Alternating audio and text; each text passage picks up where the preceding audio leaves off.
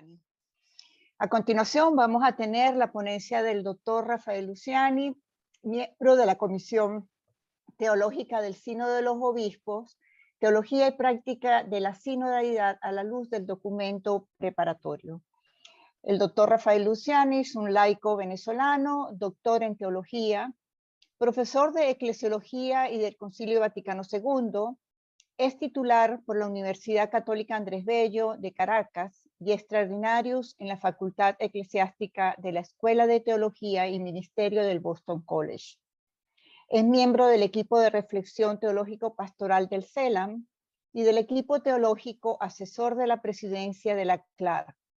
Ha sido nombrado experto de la Comisión Teológica de la Secretaría General del Sínodo de los Obispos. Le cedo la palabra pues al profesor Luciani. Muchas gracias por esta invitación que permite hablar sobre el giro eclesiológico que viene aconteciendo a la luz de la elección del Papa Francisco en una nueva recepción del Vaticano II que sitúa como eje central de interpretación de la Iglesia la eclesiología del pueblo de Dios, el capítulo segundo de la Lumen Gentium. El sínodo sobre la sinodalidad busca dar un paso más, profundizando esa eclesiología y invitando a todos y a todas a buscar un modelo institucional que dé cauce a una iglesia sinodal. Por ello, comparto con ustedes algunas reflexiones que puedan colaborar en el discernimiento de nuestra propia contribución en este cambio epocal y eclesial que estamos viviendo. Un primer aspecto es que el sínodo es convocado en un contexto específico, un contexto que podemos caracterizar por un cambio de época, no solamente en lo social, sino en lo político, en lo económico, es decir, en la época, en lo antropológico, y eso se sitúa en una necesidad de una conversión eclesial ante la crisis que la Iglesia ha venido atravesando y que necesita de reformas, de cambios y por tanto de un modo de proceder auténtico y honesto en relación con el seguimiento de Jesús de Nazaret hoy. Por eso en el documento preparatorio del sínodo, en el número 4, se nos dice con mucha claridad que estamos en un camino sinodal dentro de un contexto específico, histórico, epocal y eclesial que hay que discernir, que hay que tomar en cuenta en cualquier proceso de reflexión actual. En el número 15 se nos da una clave importante.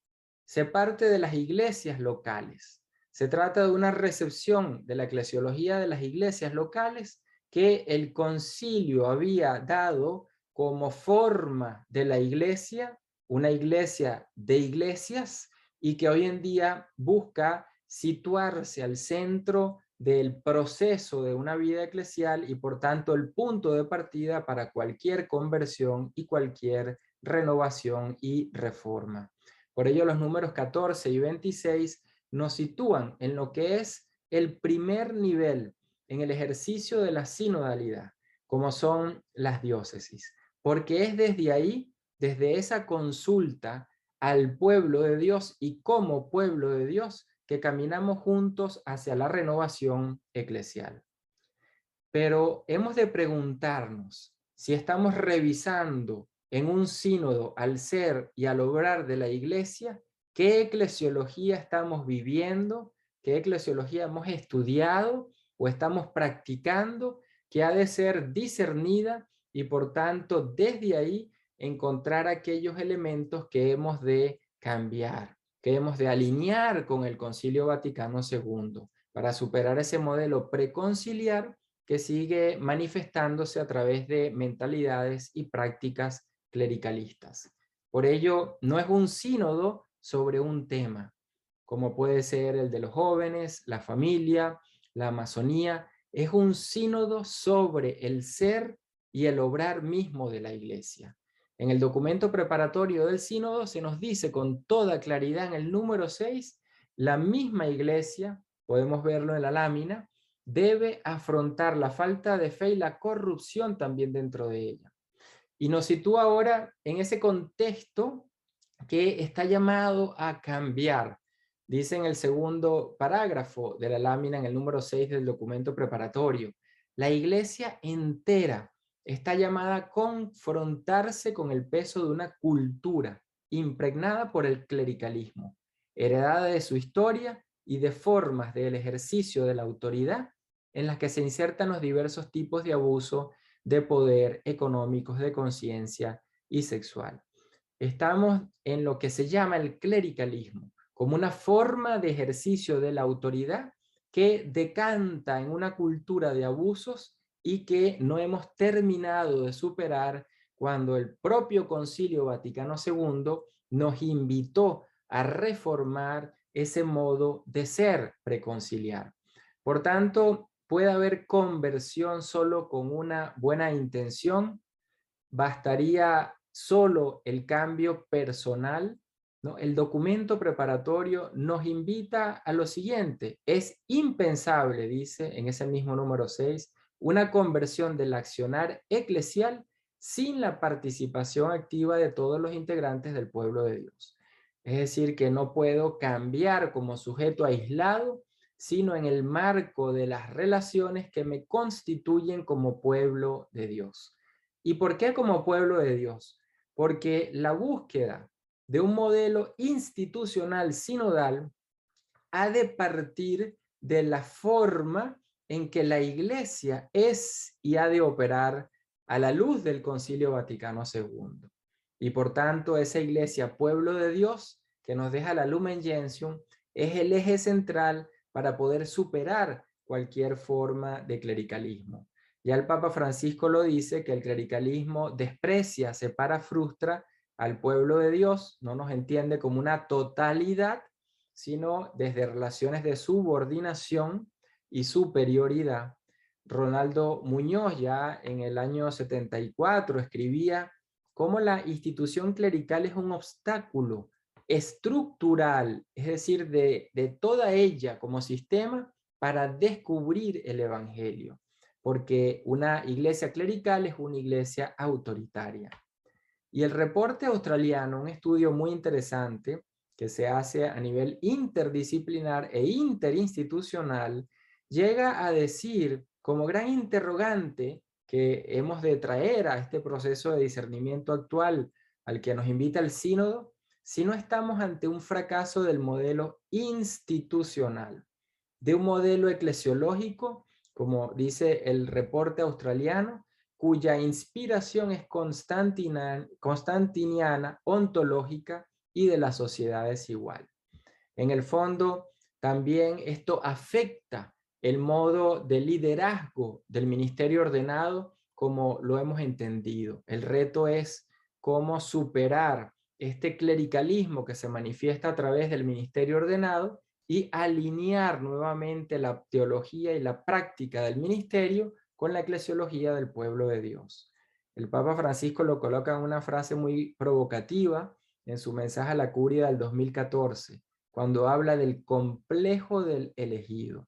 El reporte australiano dice, explicando lo que sería ese complejo del elegido, que se trata de un malentendido del poder, de la autoridad y, en fin, de la propia ordenación, como una suerte de dinámica que me separa del resto de las personas y me lleva a ejercer un autoritario de liderazgo ministerial.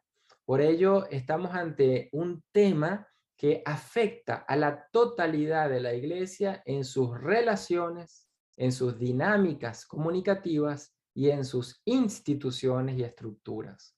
La Conferencia Episcopal Alemana recoge en un estudio que hace en el 2018 esta visión y sitúa al clericalismo dentro de un sistema jerárquico autoritario, como aparece en la lámina, que puede llevar al sacerdote a adoptar una actitud de dominio sobre los individuos no ordenados.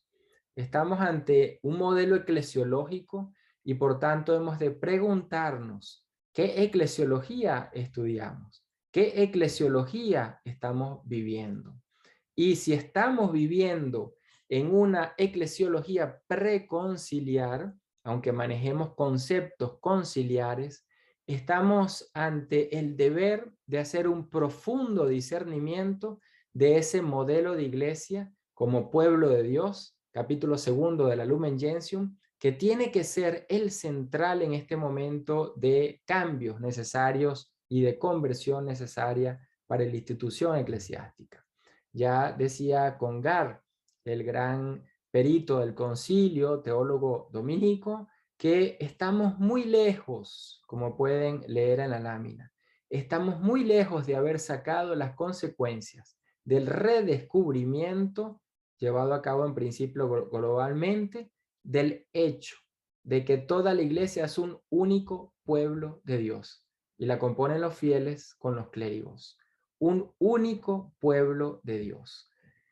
Estamos entonces ante una necesidad puntual y a la vez epocal de una reforma que la iglesia ha de emprender. Y cuando digo reforma, es que el documento preparatorio en el número 9 ya da esa clave del discernimiento y del accionar de la propia iglesia. Dice en el número 9, y leo, para caminar juntos es necesario que nos dejemos educar por el Espíritu en una mentalidad verdaderamente sinodal, entrando con audacia y libertad de corazón en un proceso de conversión, sin el cual no será posible la perenne reforma, de la que la iglesia misma en cuanto institución humana y terrena tiene siempre necesidad. Ven cómo aparecen tres ideas fundamentales, ¿no? Ya desde el inicio del documento. Hay que construir, educar, formar una mentalidad sinodal. Esto supone una institucionalidad sinodal que ha de ser también construida y por tanto supondrá a su vez una reforma permanente. Estos conceptos de reforma, de conversión, son vistos por el Concilio Vaticano II en dos textos fundamentales, en Unitatis Redintegratio, el número 4 y en el número 6. Y fíjense que en ambos textos, como tienen en la lámina, se nos habla de perenne reforma y de renovación y reforma como un concepto que tiene que abarcar la totalidad de la iglesia. Y es por ello que no existe una tal juxtaposición entre conversión, renovación, reforma, cambio de mentalidades o cambio de estructuras. Esa lógica no es la lógica del Concilio Vaticano II. En Unitatis Redintegratio, que nos da este sentir de una reforma permanente, encontramos lo que luego en el Papa Francisco, en Evangelii Gaudium 26 y también en el número 27, asume en ese marco de conversión y de permanente reforma a la que la iglesia está llamada. Fíjense las palabras como Francisco se refiere al concilio. Dice, el Concilio Vaticano II presentó la conversión eclesial como la apertura a una permanente reforma. O sea, la conversión de la iglesia tiene que darse por la vía de la reforma y la reforma es permanente. No es para un momento puntual cuando esté la crisis, sino una reforma entendida como una dinámica de revisión y de cambios permanentes en la iglesia. O como dice en el número 27 de Evangelii Gaudium, se trata de transformarlo todo, no algo, todo en la iglesia. Costumbres, estilos, horarios, lenguaje, incluso al final lo dice con toda claridad, toda estructura eclesial. Como vemos entonces, ya desde el concilio recepcionado por Francisco, une lo que podemos llamar la reforma espiritual y la reforma estructural, o la conversión eclesial y el cambio en las instituciones que hemos de realizar.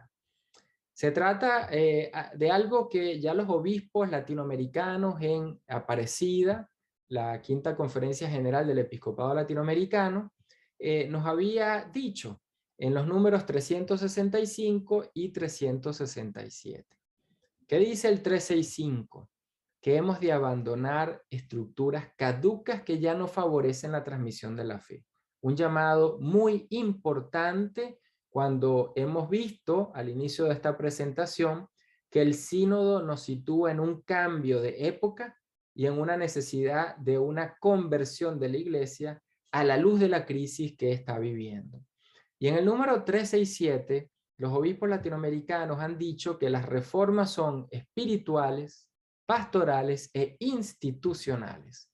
Una visión integral de lo que sería pensar el ser y el quehacer de la iglesia en estos nuevos tiempos. Congar lo coloca con una expresión muy inquietante en el sentido de ponernos en marcha hacia una búsqueda de algo nuevo. Y él dice que si no es suficiente mantener lo que ha sido hasta ahora, lo que conocemos, y adaptarlo, es también preciso construir algo nuevo. Por tanto, hay estructuras caducas que no podemos ya seguir teniéndolas. Hay otras estructuras que podemos renovarlas y hay estructuras que hemos de crear en una institucionalidad sinodal nueva. En el fondo, el Papa Pablo VI ya lo había dicho al referirse durante la apertura de la segunda sesión del Concilio Vaticano II a esta reforma que pretende el concilio. Y él la denomina con la siguiente expresión, dice, esta búsqueda, esta necesidad, este deber de la iglesia que se dé finalmente una más completa definición de sí misma. La sinodalidad hoy en día es esta búsqueda hacia una más completa definición de lo que es la iglesia. ¿Qué eclesiología está detrás de esta nueva recepción del concilio y que nos lleva hoy a hablar de sinodalidad? Se trata ante todo de la recuperación, de la centralidad del espíritu y del texto de la eclesiología del pueblo de Dios en el concilio. No solo del espíritu de los padres conciliares, sino del texto que han escrito y han aprobado como el gran consenso actual de toda la iglesia. Podemos hablar de ese giro copernicano, como decía el cardenal Suenens, porque decir iglesia, pueblo de Dios, supone que la jerarquía está al servicio del resto de los fieles y no por encima del resto de los fieles. Esto lo expresa muy bien ya el cardenal Suenens al referirse a la estructura del Lumen Gentium. Como bien sabemos, el capítulo primero habla sobre el misterio de la iglesia, el capítulo segundo sobre el pueblo de Dios, el capítulo tercero sobre la jerarquía. ¿Y qué nos dice Suenens?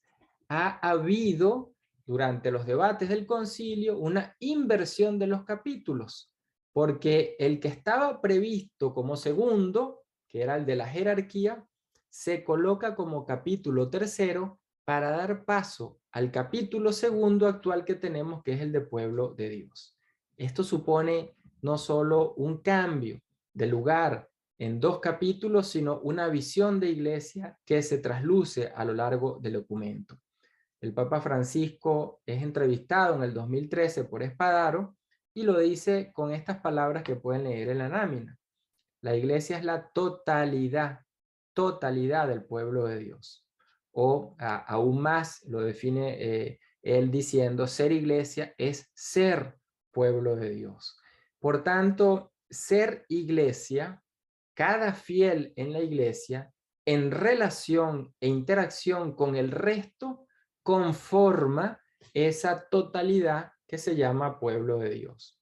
La Comisión Teológica Internacional, en este documento sobre la sinodalidad en la vida y en la misión de la iglesia, que siempre invito a que se lea, también nos dice cómo la jerarquía, en ese marco de la Lumen Gentium, es puesta al servicio del pueblo de Dios. La lógica, dice, del documento en esas distintas partes, como fueron estructuradas, nos da entonces la hermenéutica para interpretar a la iglesia en su totalidad. El documento preparatorio del sínodo recoge esta eclesiología y en el número 12 y en el número 30 nos da una imagen de los conceptos fundamentales que la integran. En el primer recuadro que tienen en la lámina se nos habla de esa dinámica de irnos constituyendo en un pueblo. No es que ya somos pueblo de Dios, nos vamos constituyendo a través de relaciones, dinámicas e instituciones que van dando forma a ese pueblo de Dios. Segunda idea que nos da ese número 12 es que decir pueblo de Dios implica la auténtica igualdad entre todos en cuanto a la dignidad y a la acción común. Número 12 del documento preparatorio. Luego, la consecuencia de esa igualdad bautismal es la vida eclesial a través del ejercicio, como dice el documento, multiforme y la ordenada riqueza de los carismas, vocaciones, ministerios, tareas que podemos tener, dones en la iglesia. Es decir, que esa unidad fundamental del bautismo que nos dota de una radicalidad en la igualdad de todos los fieles, nos abre a la diversidad como forma de realización de esa iglesia pueblo de Dios. Esto en el número 30 es lo que sería el estilo sinodal. Y un estilo sinodal que supone dos expresiones que iremos viendo a lo largo de la exposición. El discernimiento en conjunto, como pueblo, no aislados, y el consenso que se construye como pueblo también y no por un grupo dentro del pueblo de Dios. Es lo que los padres conciliares, en palabras, por ejemplo, de Monseñor Deschmet, que tienen ahí en la lámina, nos habla cuando dice: el Papa es uno de los fieles, los obispos, sacerdotes, laicos, religiosos, religiosas, todos somos fieles, Christi fideles. Esta relación de una radicalidad bautismal que nos hace iguales en dignidad y a la vez nos potencia en la diversidad de la corresponsabilidad eclesial. En otras palabras, también define Monseñor Deschmet algo fundamental. El poder jerárquico es transitorio, lo que es permanente es el pueblo de Dios. Lo que es pasajero es el servicio jerárquico. Una de las grandes intervenciones que ha tenido este obispo durante la elaboración, la redacción, las discusiones de este hermoso texto de la Lumen Gentium.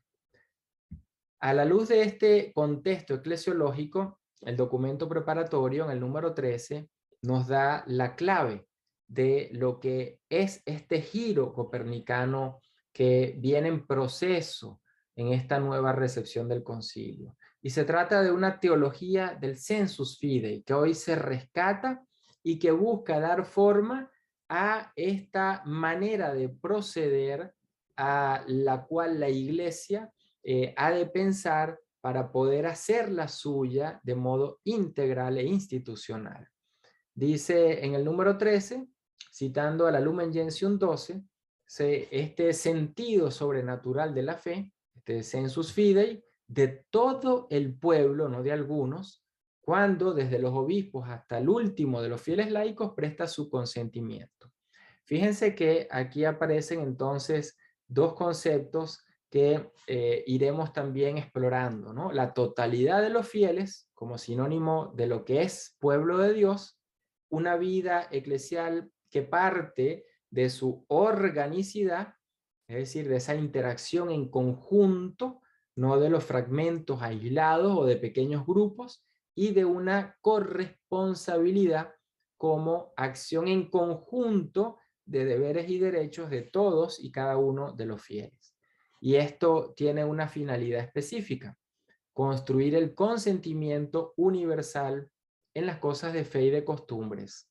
El texto de Lumen Gentium 12, ha dicho Francisco en el 2013, constituye una clave de lectura fundamental en su pontificado y en esta nueva recepción del Concilio Vaticano II que se abre. Porque se trata de entendernos dentro de esa visión orgánica de lo que significa ser iglesia, ungidos todos y todas por el Espíritu, que nos habilita para que a través de cada uno de nuestros dones, ministerios, servicios, podamos entonces construir esa diversidad que facilita una más auténtica comunión entre todos los fieles. Y la finalidad de esta diversidad es que se encuentre, se camine y se construya ese consentimiento universal, es decir, ese gran consenso de la Iglesia. Algunos textos que pueden ayudarnos de la Lumen Gentium, el número 30. Todo lo que se dice sobre el pueblo de Dios se dirige por igual a laicos, religiosos y clérigos. Es un concepto de identidad del ser fiel en la Iglesia, Christi Fidelis. O el número 32. Cada miembro está vinculado al otro. Estamos vinculados entre sí, y utiliza una expresión muy hermosa, ¿no? Por recíproca necesidad, no por relaciones de ayuda, relaciones auxiliares, sino necesarias. Cada sujeto completa al otro en su propia vocación, es decir, en esta completitud de los unos a los otros vamos realizando la propia vocación, tarea, ministerio, don o carisma en la iglesia. El documento preparatorio en esto es muy claro y lo hace de una manera explícita en el número 13 y también en el número 30 como dinámicas que nos ofrecen. En primer lugar, se nos dice en el número 13 que ese pueblo santo, es decir, pueblo habilitado por el Espíritu, ungido por el Espíritu, crece en comprensión por experiencia y por estudio. Este crecimiento implica entonces una evolución en el modo como entiende y en el modo como expresa su fe. Es un sentir de la fe que va según las épocas expresándose y entendiéndose de modo distinto. Se trata de un proceso, en otras palabras, de inculturación permanente de ese propio mensaje que se encarna en Jesús de Nazaret y que vamos a lo largo de la historia comprendiendo, expandiendo por experiencia y por estudio.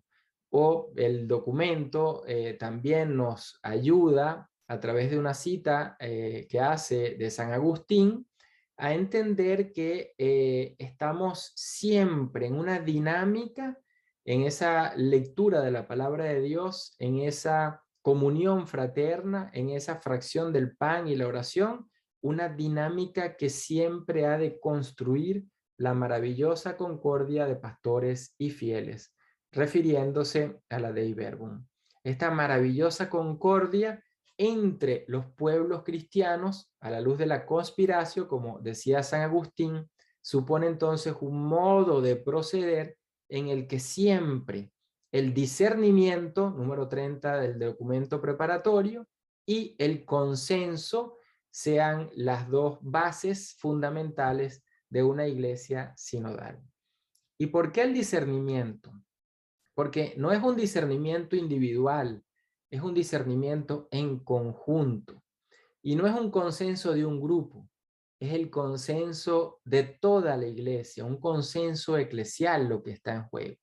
Por ello, dice el canonista Borrás, que el discernimiento no solo se hace en la iglesia, sino que hace a la iglesia. Y este discernimiento que parte de la escucha de la palabra, de la lectura de los signos de los tiempos y de la participación en la historia, es decir, de la encarnación a través de nuestras vidas de esa palabra que se hace real y se hace concreta en cada época, en cada contexto, a través de nuestras vidas, a través de nuestras opciones, a través del ejercicio de nuestros dones, carismas, ministerios, servicios. Por tanto, no se trata de un discernimiento individual, sino, insisto, de un discernimiento en conjunto. La sinodalidad entonces es colocada hoy como ese gran tema que define al ser de la iglesia y por tanto nos deja un desafío inmenso. ¿Cómo lograr construir un nuevo modo eclesial de ser y de operar para esta iglesia del tercer milenio. Y eso es lo que nos pide el Papa Francisco, y también lo recoge muy bien el documento preparatorio en el número 10, cuando dice lo siguiente: la sinodalidad indica la específica forma de vivir y de obrar de la iglesia como pueblo de Dios, de la iglesia en ese modelo de pueblo de Dios. Estamos ante una profundización de la eclesiología del pueblo de Dios que hoy en día podemos llamar sinodalidad. Francisco lo dice de una manera más precisa un mes antes de la inauguración del sínodo sobre la sinodalidad en septiembre del 2021, hablando como obispo de Roma a la diócesis de Roma. Y leo, aquí tienen en la lámina el texto. El tema de la sinodalidad no es un capítulo de un tratado de eclesiología, y menos aún una moda, no es un eslogan o un nuevo término a usar e instrumentalizar en nuestros encuentros. No. La sinodalidad expresa la naturaleza de la iglesia, su forma, su estilo y su misión, y por eso hablamos de una iglesia sinodal. Y fíjense lo que sigue: evitando así que consideremos que sea un título entre otros, o un modo de pensarla previendo alternativas. No me está dando una visión de una manera de ser iglesia que puede ser paralela a otras. La sinodalidad es el eje que define el ser y el obrar de la iglesia, en otras palabras, una nueva nota eclesial. Así como decimos una iglesia, una santa, católica, apostólica, estamos diciendo una iglesia sinodal. Francisco, en ese discurso, que tal vez es el más importante de su eclesiología, cuando se conmemoran los 50 años de la institución del Sínodo de los Obispos, dice que la sinodalidad es lo que Dios espera de la iglesia del tercer milenio. El primer milenio, caracterizado por una diversidad de ministerios, de teologías, de iglesias locales, en sus formas de expresión, en sus formas de vivir la fe y comunicarla. El segundo milenio, la reforma gregoriana y el concilio de Trento, que lograron una uniformidad y crearon estructuras como en el caso de Trento el seminario y la parroquia. Y hoy en día el Concilio Vaticano II, ese gran consenso que debe procurar un modelo institucional para el tercer milenio. La sinodalidad es esa manera entonces más completa, como decía Pablo VI, que leíamos anteriormente, una forma más completa de ser iglesia. El desafío es cómo encontrar que ese modo de proceder sinodal supondrá una conversión de las mentalidades y una reforma de las estructuras. Entonces, ¿cómo encontrar que este modelo tenga un cauce institucional? Y por tanto, esto llevará a pensar instituciones como el seminario, como la parroquia y los procesos de formación que recibimos como cristianos en la iglesia. El documento preparatorio en esto nos da dos claves, ¿no? ¿Hacia dónde mirar? ¿Cómo entender esta expresión caminar juntos que tanto usamos? Porque no se trata de andar juntos como si el hecho de caminar fuese referido solamente a el encuentro entre distintos sujetos. La primera definición que nos da el documento preparatorio de la expresión caminar juntos se basa, como dice en el número 28 que tienen en la lámina, en las relaciones entre los sujetos eclesiales. Y lo especifica al decir entre los fieles y sus pastores, los organismos de participación, cuáles son, dónde existen, cómo funcionan, incluido, dice, el sínodo diocesano, y luego las comunidades en las que se articulan dichas relaciones, como son las parroquias. Por tanto, se trata de un mirar, ese caminar juntos al interno de la vida eclesial, en esas relaciones que decíamos anteriormente deben responder a una teología del bautismo que nos constituye en iguales en derechos y en deberes, y a una práctica de la corresponsabilidad que abre la diversidad de ministerios, carismas, dones y servicios que pueden existir en la iglesia. Y la segunda manera o perspectiva que implica esta expresión del caminar juntos está en el número 29, cuando dice que se considera como el pueblo de Dios ha de caminar con la entera familia humana. ¿Qué hace la iglesia en sus relaciones con la política, con la cultura, con la economía, con las finanzas, con el trabajo, sindicatos, empresarios, movimientos populares, minorías, pobres y excluidos? Es un número muy importante que entonces nos sitúa en esta dimensión de la koinonía, la sinodalidad como servicio al mundo y de una iglesia que está en el mundo, como lo ha recordado Gaudium et Spes en este giro que da el Concilio Vaticano II. En el número 9 del documento preparatorio se nos dan esas dinámicas que nos permitirán renovar esas relaciones al interno de la vida eclesial. Y es que dice el número 9 lo siguiente: la capacidad de imaginar un futuro diverso para la iglesia y para las instituciones a la altura de la misión recibida depende en gran parte de la decisión de comenzar a poner en práctica procesos de escucha, primer proceso, de diálogo, de discernimiento comunitario, nuevamente esa expresión comunitario, en la que todos y cada uno puedan participar y contribuir. La renovación que llevará a esta reconfiguración eclesial, es decir, al modo como nos relacionamos en la iglesia y como nos entendemos en la iglesia, solo se da por esta vía de procesos de escucha, de diálogo, de discernimiento comunitario, de participación y de contribución. Conceptos que parecen muy fácil, pero son difíciles de poner en práctica, porque lo que está de fondo es ese principio de la canonística medieval que el Papa recupera y que también es citado por este documento preparatorio al decir: lo que afecta a todos debe ser tratado y aprobado por todos, no por algunos, no por unos, por todos. Lo que afecta a todos debe ser tratado y aprobado por todos. Es así como podemos decir que la iglesia es participativa y que la iglesia es corresponsable. Y es como dice la Comisión Teológica Internacional, que esa participación se funda en el hecho de que todos los fieles están habilitados por el Espíritu para poner los dones al servicio de los demás.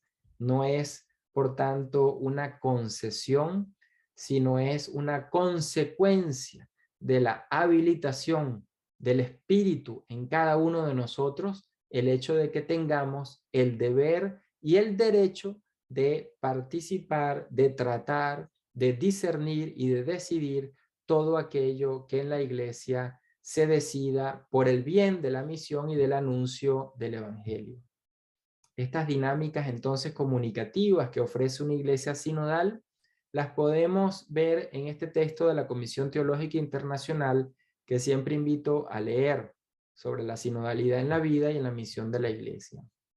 Dice el documento que en una iglesia sinodal toda la comunidad es convocada, y es convocada en la diversidad. Es decir, que si un grupo convocado no es partícipe de esa diversidad, no estamos en un modelo institucional sinodal. Y esa convocatoria tiene una serie de dinámicas. ¿Qué hacemos cuando nos reunimos? El orar, el escuchar, el analizar, el dialogar y el aconsejar. Pero todas estas dinámicas, a su vez, tienen un fin específico: tomar decisiones pastorales. Este documento entonces nos va dando esa forma cada vez más precisa de lo que significan relaciones y dinámicas de comunicación en una iglesia sinodal.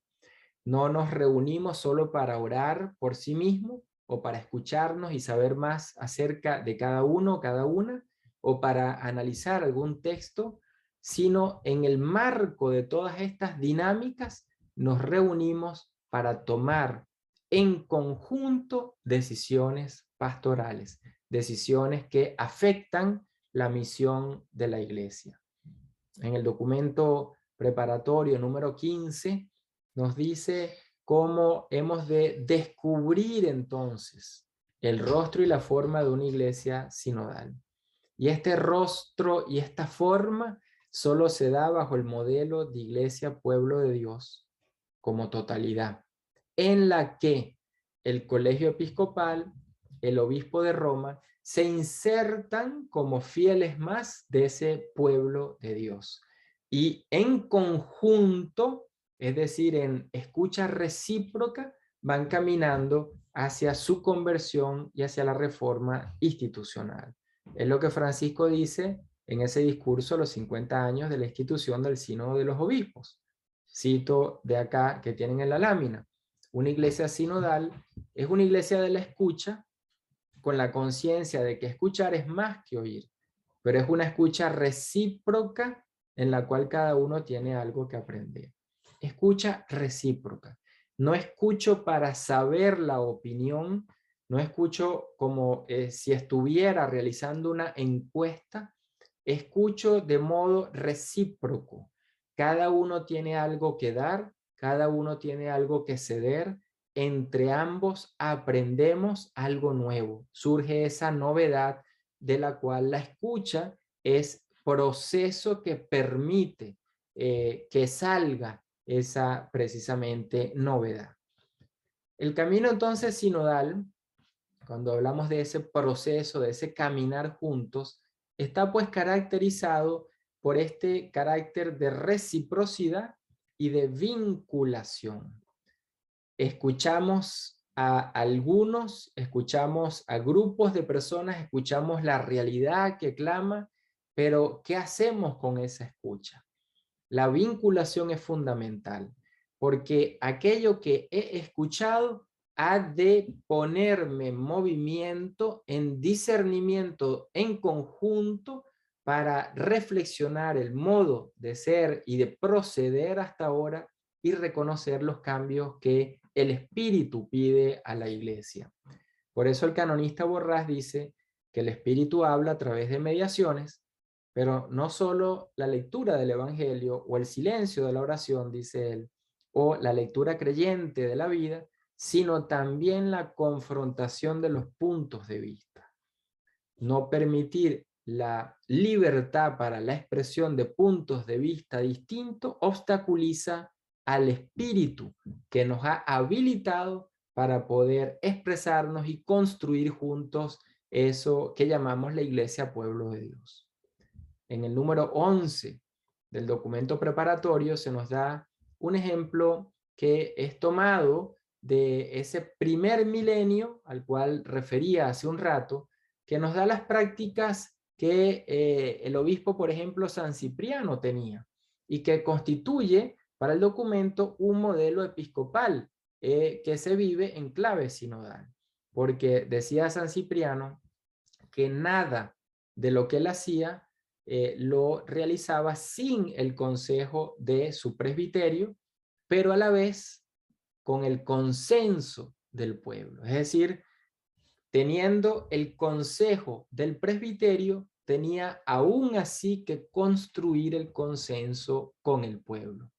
Tomar consejo, construir consenso, construir ese modelo de iglesia pueblo de Dios es el fruto de una escucha recíproca.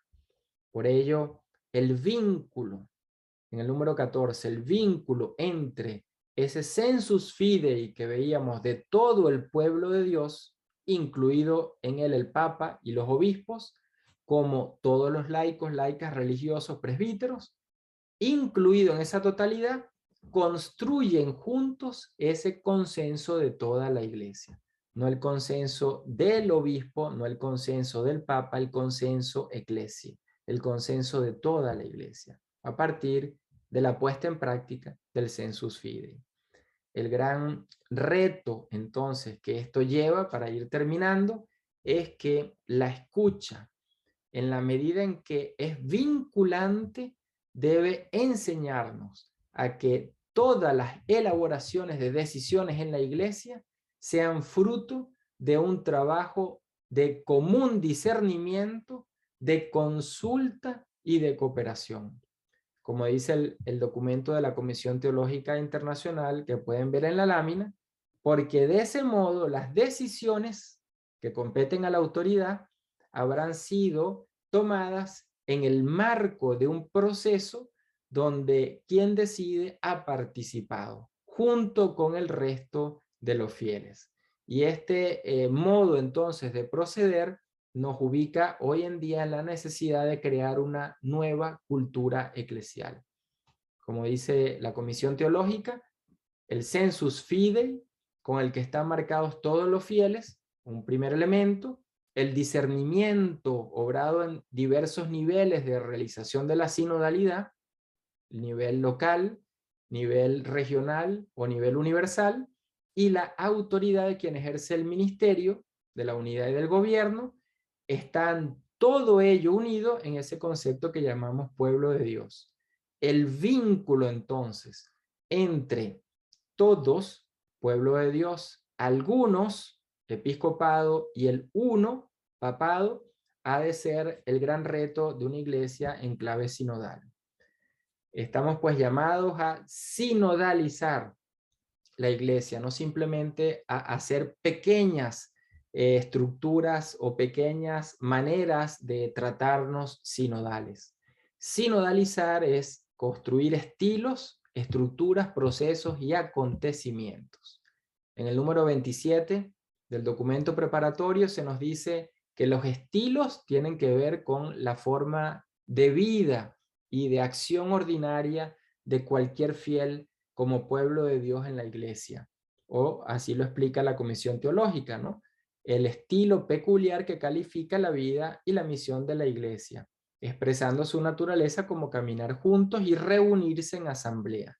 Porque no basta caminar si no hay una asamblea en la que ese pueblo que ha caminado se reúne, discierne en conjunto y toma decisiones en conjunto. El segundo elemento es que en este estilo están distintas dinámicas que el documento preparatorio nos va ofreciendo. La escucha comunitaria de la palabra cuando nos reunimos, la Eucaristía, la fraternidad, la corresponsabilidad, la participación, cómo todo esto se hace parte habitual del vivir cotidiano y ordinario de la iglesia. Y que la escucha comunitaria y el discernimiento en conjunto no sean prácticas solo para cuando haya un acontecimiento que responda a una crisis. En el número 27 se nos da el segundo elemento a tomar en cuenta en una sinodalización de la iglesia, las estructuras y los procesos. Y los procesos a nivel institucional, cómo se puede comprender a nivel local, a nivel de una diócesis, incluso más micro todavía, a nivel de una parroquia, ese ejercicio de la sinodalidad. Escucho, consulto, discierno en conjunto, construyo decisiones, incorporo, involucro, cómo doy forma a ese estilo sinodal a nivel local, a nivel regional, en el caso latinoamericano, con la institución de la Asamblea Eclesial de América Latina y el Caribe, que se da una forma institucional sinodal novedosa, o a nivel de la iglesia entera, como es el caso del presente ejemplo del Sínodo de los Obispos sobre la sinodalidad. Y finalmente los procesos y eventos. Cómo hay que tomar en cuenta que existan procedimientos específicos, lugares específicos, instancias específicas para la participación, para la denuncia de los abusos, para la corrección de lo que haya que cambiar en la iglesia. En fin, procesos y eventos que suponen institucionalizar procedimientos determinados muchas veces por la disciplina eclesiástica, mas no puestos en práctica. Estos tres planos están interrelacionados, pero terminamos con este texto de Routhier que nos dice el gran problema en el fondo de poner en práctica estos tres planos. Dice él que esto dependerá en gran medida de la capacidad de escuchar y de la voluntad de aprender de los demás, de entender el ministerio y de entender la conciencia de esa función ministerial de presidir a la iglesia como sujetos más miembros fieles de la iglesia, pueblo de Dios, y no por encima o separados del resto del pueblo de Dios. Y termina diciendo que en el fondo dependerá de las habilidades relacionales de quienes ejercen cargos para situarse como hermanos, hermanas, amigos, colaboradores y cooperadores en la vida eclesial. En el número 27 nos coloca el gran reto que dejamos abierto para cada uno y cada una en este modo de proceder nuevo al cual estamos llamados de incorporarnos y seguir construyendo.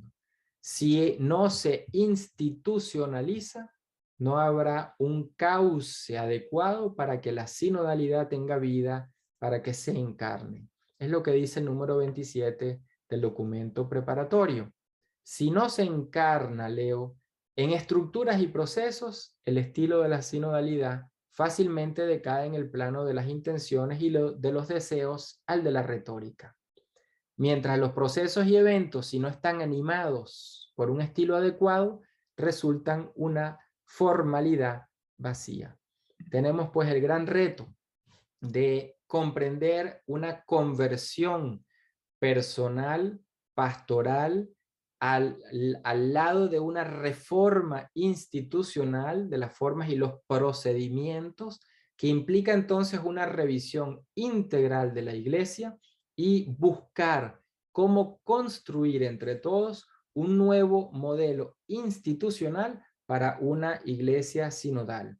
Un modelo en el que tomar consejos y construir consejos, construir consenso sea clave para el quehacer y la construcción de una iglesia, pueblo de Dios. Muchas gracias.